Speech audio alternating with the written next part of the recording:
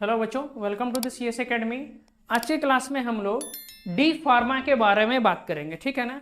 D pharma क्या है, इसको करने से किस क्षेत्र में आपको जो है ना जॉब मिलेगा, इसको करने के लिए ये कितना दिन का कोर्स होता है, सारा कुछ डिटेल में बताएंगे। ध्यान से सुनो।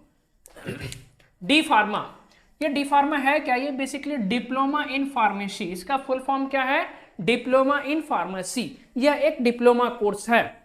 अब ध्यान से सुनो कि ये बेसिकली है क्या, इस कोर्स को करने से आपको फायदा क्या है, वो चीज हम बात करेंगे।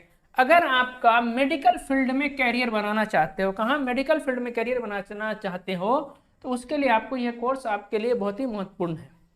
जिस तरह से अभी मेडिकल सेक्टर आगे बढ़ रहा है, एकदम बूम पर है मेडिकल सेक्टर, आप यदि इस कोर्स को कर लेते हैं तो आपका जॉब मिलने का संभावना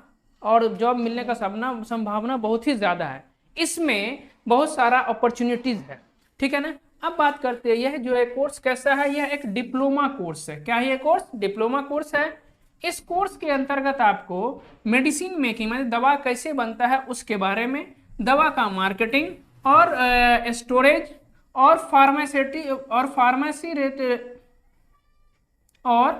फार्मेसी रिलेटेड सॉफ्टवेयर का नॉलेज दिया जाता है। यहां तक क्लियर है। अब बात करते हैं क्वालिफिकेशन का। इस डी फार्मा को करने के लिए क्वालिफिकेशन क्या चाहिए? तो आप 12th पास होना चाहिए। क्या पास होना चाहिए? 12th पास होना चाहिए। वो फिजिक्स केमिस्ट्री मैथ या फिजिक्स केमिस्ट्री बायोलॉजी, PCM या PCB। मिनिमम परसेंटेज आपका 50% होना चाहिए। कोर्स ड्यूरेशन, यह कोर्स 2 साल का होता है। कितने साल का होता है? 2 साल का होता है। इसका एग्जाम जो है ना 4th सेमेस्टर में ये एग्जाम लेता है, मतलब हाफ ईयरली एग्जाम, मतलब एक बार लिया फिर 2 बार लेगा। एक साल में 2 एग्जाम लेता है, तो फर्स्ट ईयर आपका कंप्लीट हुआ, फिर सेकेंड साल में आपके पास 2 एग्जाम लेगा। इस तरह से आपको 4th सेमेस्टर में एग्जाम लेने के बाद आपका ये कोर्स कंप्लीट होता है। क्लियर है यहाँ तक?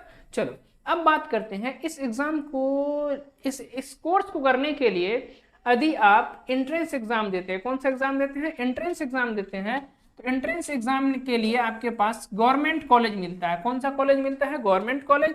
इसके लिए आपको या तो GPAT का एग्जाम दीजिए, या JE फार्मेसी का एग्जाम दीजिए, या AIME का एग्जाम दीजिए, UPSCE का एग्जाम दीजिए, या जी पॉलिटेक्निक का एग्जाम दीजिए।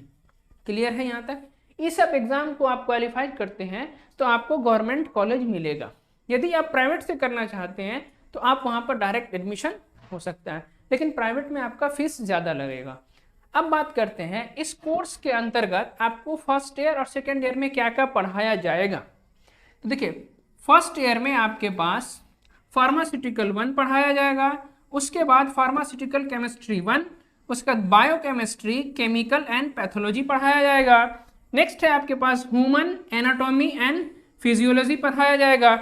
नेक्स्ट है health education and community and pharmacy पढ़ाया जाएगा। बात अगर करें सेकेंड ईयर का, तो सेकेंड ईयर में आपके पास सिलेबस कुछ इस तरह से है। फार्माकोलॉजी सेकेंड, उसके बाद फार्मास्यूटिकल केमिस्ट्री सेकेंड, उसके बाद फार्माकोलॉजी एंड टॉक्सिकोलॉजी।